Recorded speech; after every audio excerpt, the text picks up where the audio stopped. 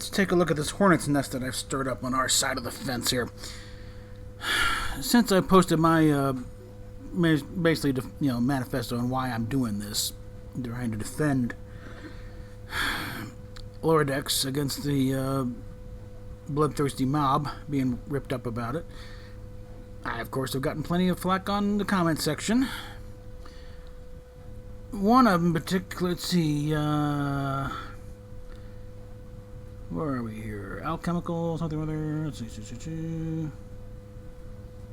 Lost it here, right? Let's go back to that. Well, the Eldritch God is actually holding them back, but, yeah, a little warning. People who start doing these multi-paragraph things, it's like, more like I'll scan to get the gist of it, but it's like, you start going too far. I'm not going to read it all, okay? Yeah, Alchemical Kingsman seems to be more motivated in trying to defend Doomcock's honor. The fact that I dared to counter him.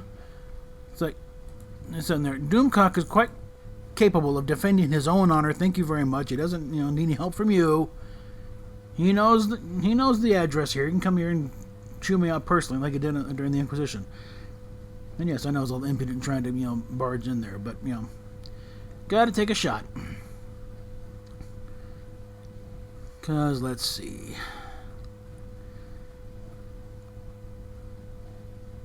Because I'm getting things like, comedy is supposed to make you laugh. I'm not laughing. No, you're not laughing. Some of us are, okay?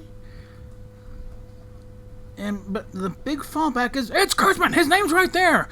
Kurtzman, all indications, did not write a single syllable of either of the 2 episodes we've seen so far. And I don't expect to see his name in the writing credits of any episode coming up. Because it's not his show. I don't care. Well, I had the idea. You did not have the idea, Kurtzman, okay? It's been pretty well done. No, McMahon had the idea. I brought it to you. You saw it as another opportunity to try and broaden the brand a bit.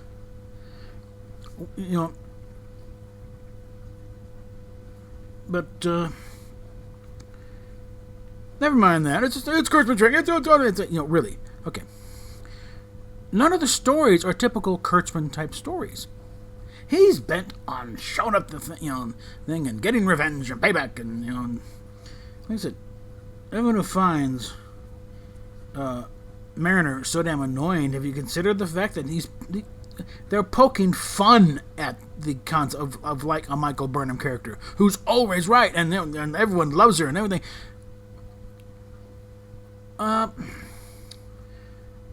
Let's analyze Mariner just a little bit here. Yeah, she has good instincts. She knows what, but she's also arrogant, headstrong. She doesn't have a whole lot of friends. She got busted down to ensign and been putting her on her mother's ship. It's essentially Starfleet saying, go to your room until you learn how to behave better. This is not a Mary Sue. It's poking fun at Mary Sue's, okay? So I don't think Kurtzman's a big fan of this show either, okay? Let solace on that a bit. And again, the attention to detail on this thing is like, this isn't just people looking up, stuff on on Imran Alpha and slap it on screen. No, this takes people who know what they're looking for. Just randomly have Gach spelled out in Klingon over the bar, or arsenal, or armor. This took some looking up here, and people knew what they were looking for. These are fans. I'm sick and tired of hearing they don't know. No, these are fans, guys. Let's just accept that fact. Again, not saying they know what they're doing on that, but let's put that point to bed right now. These are genuine fans that are doing this. Among the cast too. I mean, Honey Newsom. You can't shut her up about it. She probably rattled off half that stuff in the end of the first episode out of memory. Okay. But,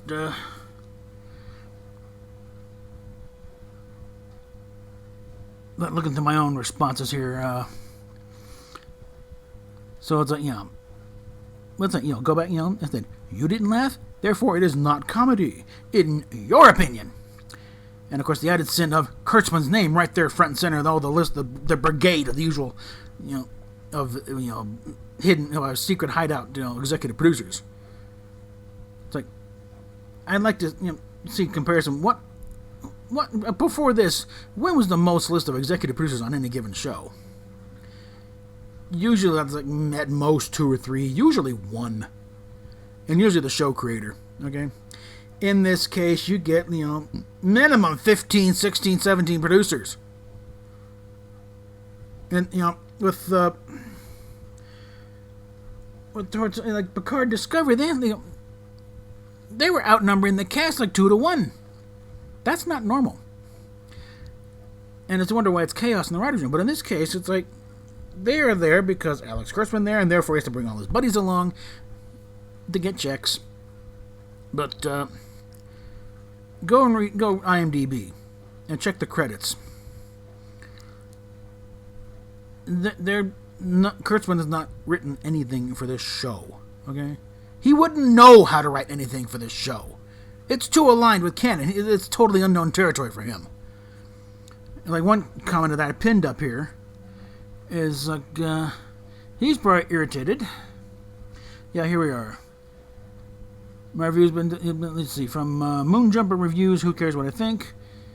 Let's see, my review has been delayed due to family... The problem I see with the anger directed, and I feel unfairly at Lower Decks, is in my mind's eye, I can envision Alex Kurtzman's reaction to the show being similar to the fans trashing it, except he's pissed because the shuttles are in Lower Decks are TNG area appropriate shuttles instead of Discovery shuttles. He's pissed because the Klingons look and act like Klingons. Kurtzman is pissed because McMahon is not so subtly poking fun at Michael Burnham, while simultaneously creating a character who is actually likable. So I don't envy McMahon right now because I can imagine him getting an earful from Kurtzman while being ravaged and getting no support from the fans who should be on his side. But yeah, we are clearly getting to the thing of saying, I don't like it, and it is Kurtzman's name, therefore it is blasphemy against the holy writ of Star Trek, and under the fires with the unbelievers. Yeah. And I think there's probably a bit of a danger when starting the Inquisition in the first place. So that's exactly what happened, guys. Back in, you didn't toe the line, you were burnt at the stake. Actually, that's really just the English thing. In the on the continent, they generally just killed you, some way. But again, lovely Queen Mary, amongst thousands of people. Again, remember, 2 of my family. So this is I think this a little personal. And that actually, kind of offended the Jesuits back around. Oh my God, she's actually burning people? Leave it to the English. But that is where we're going here, guys. We are just about as bad as the Drekkies, who's like, you just all go ahead and die. This is need to move on here. And it is time for somebody to stand up and say, enough.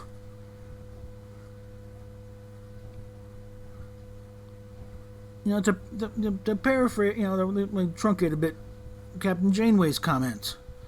I'm generally pretty easy to get along with, but I don't like bullies, And this is what we're starting to turn into on this side here. And I said, Doomcock was saying, but when are we ready to declare that we're happy now about what's going on with Star Wars? Well, what are we going to do? What point do we say this is a positive development on Star Trek side? Lower Decks is making a sincere, concerted effort to try and line up with canon. Doing the attention to detail and the set design and everything else. And also, let's analyze things a little bit here. Let's really break it down of what is being shown in Lower Decks. Is Starfleet corrupt? No. Starfleet is just fine. That chain of command actually is still fine. Yeah, you got a captain with a bit of a stick up her butt. But nobody is trying to backstab anybody, really. Mariner, likes to have a little fun, beyond, what's allowed in regulations. But she's not actively trying to sabotage the ship or anything. I haven't seen her committing any actual acts of mutiny. She hasn't started any wars. She likes to pick on Boimler. Okay, so what? Boimler needs a little toughening up. Okay. And again, she doesn't have a particularly wide range of friends on that boat, okay? Not Mary Sue material. Because that's one of the things about the Mary Sue. Everybody loves her. And also, like the description said back in the day, in 76, if you're lucky, she has got the good graces to die before the end of the story, so everyone can mourn her tearfully, you know. Like I said, this is not a Mary Sue story. It's making fun of it, all right? Have we so lost the capability to recognize, satire when we see it?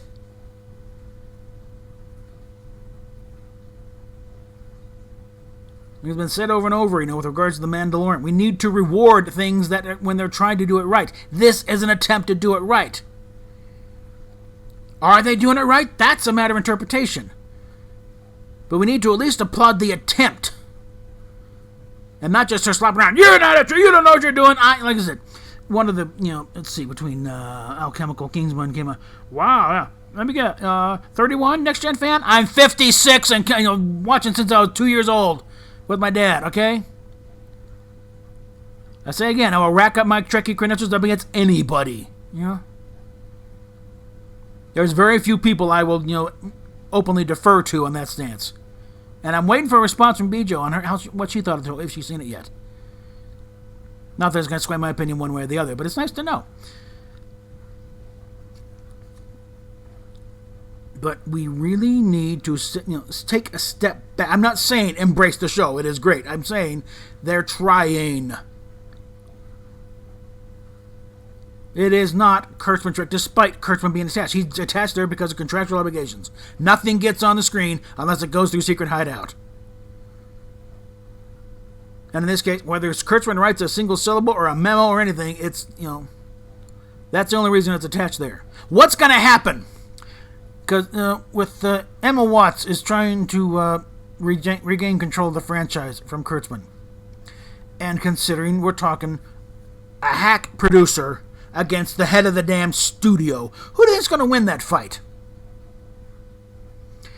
Odds are not looking good for Kurtzman. So what's going to happen, and I think this is very likely, when Kurtzman is shown the door, Discovery is, put in the shit can of history, a Picard along with it, Section 31 never heard from again, the cast of Strange New Worlds announced, okay, you guys can go find other work now, we'll not be needing you. And they start tearing down the sets up in Toronto. And they renew Lower Decks for a while because, I don't know, Mike McMahon's able to go in and make a pitch and say, hey, we should keep this show going. We don't need Kurtzman on this. This show's cheap enough to produce. We can easily, afford it on our own, guys. What do you say? What are you going to do when that happens? And I think that's very likely. Because again, Kurtzman has no real production. It's not produced by, really by Secret Hideout. It's produced. It's really produced. It's like the Filmation, situation with the original, with the animated series. Paramount didn't produce it. They just distributed it. Filmation produced it. And in the same way, McMahon Studio is producing this. Not Secret Hideout. They're just, helping to pay some of the bills. And situations like that, a lot of times, they'll, like giving Kurtzman, or at least with the Lenkoff thing, with MacGyver, push them out, push their production company out, CBS is producing it themselves. No real breaking continuity there. So what happens when that happens with Lower Decks, guys? Where are you then? When Kurtzman's name and his merry band of lackeys no longer appear in the credits, what are you going to do then? Accept the show for what it is and judge it by its own merits and not because of the sins of the previous two shows that happened before it. That's all I'm saying in this one. Again, I'm not saying, start hailing this to the heavens. I'm saying stop lapping it with the other two shows that have nothing to do with it. And let's tone down the vitriol a little bit and call on for the head of anybody who dares defend it.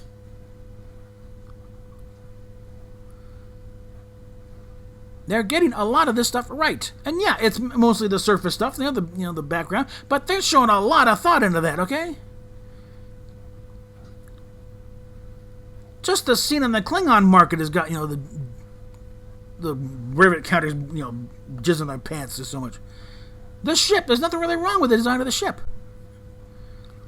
There's a few things they got to work out, but that's nothing new. Just stopping any debate in the original series, talking about where's engineering? Where's the warp core?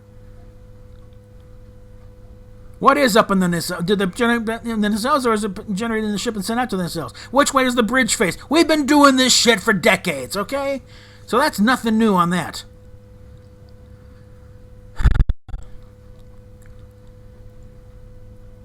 And again, the stories on lower decks, they're not Kurtzman stories, okay? They're not threatening the entire galaxy and somebody's trying to betray Starfleet or whatever. It's, you got a snarky ensign who does want to follow the rules and is having some fun at one of her crew members' expense. There's a thing where a drunken Klingon steals a shuttle and they have to jack it down. It's pretty low-level stuff because this is a low-level situation here. This ain't the Enterprise. These are not explorers. Because that's another thing starting to... but that's about Gene's vision. Gene was going to do a Harry Mudd sitcom. They would bounce around that idea for a little while. Gene was not opposed to comedy, okay? There's a couple of comedy pilots in his resume, okay? He wasn't too happy about Star Trek itself being, too jokey. But a comedy set in the Star Trek universe, yeah, he was all for it. And again, Gene's vision was to have a successful show and make some money, okay? Let's not overblow that either. But also, let's not deify Starfleet. The best and the brightest only go so far. These are still people, okay? And do I have to just do a montage of crazy captains? Or remember Lieutenant Styles, Balance of Terror? Gene was still well in control there. And you had to have Kirk do a little thing of, keep any bigotries you have in your quarters, mister. There's no room for them on the bridge. Do I make myself clear? And let's see, we got Commodore Decker going all Captain Ahab. We got Captain Tracy doing sort of a Lord Jim thing where he's like, we can, Morgan Woodward, the magnificent bug-eyed bastard, And these were command-level officers, okay? Decker and Tracy. And the occasional, crazy Commodore and Admiral that, didn't give a shit about that.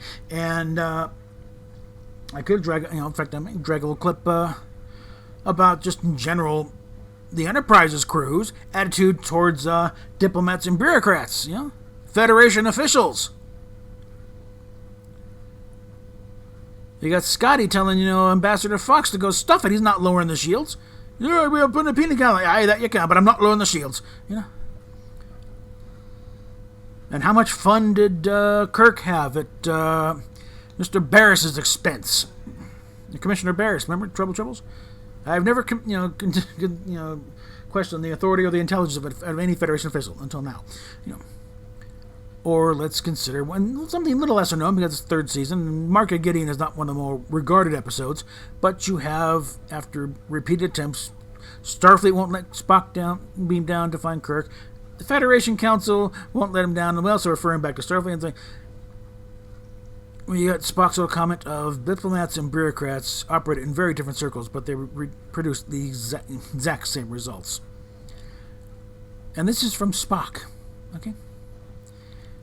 Maybe third season, but Gene was still poking his head in once in a while, okay? They still had to get his approval on a lot of things. So let's not buy into the little myth, everyone got along fine. No, they didn't, okay? Even Kirk and Spock got exasperated at, the authorities, And while the whole thing of Kirk being a rule breaker who flouted is a bit overblown in itself, he wasn't exactly, that rule bound that, if the book doesn't work, they threw out the book and made it up. Okay. So we need to take a step back here on several fronts. So on that, PayPal, Patreon down below, and we will get back at you later.